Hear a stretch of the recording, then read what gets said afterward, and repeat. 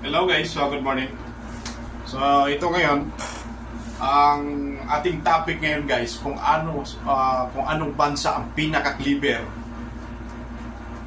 pagdating sa pagpapakita ng sign of love.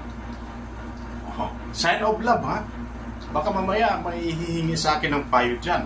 Nako po, hindi tayo eksperto dyan. Pero pagdating dito sa bansa na napaka-clever sa papakita ng sign of love.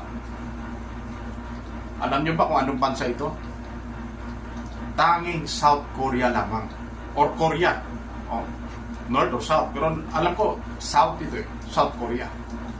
Okay? Bakit? Pag nagpapakita sila ng sign of love, yan ito. Okay? Napaka-clever. Ayaw nilang ipapakita yung buong puso. Siguro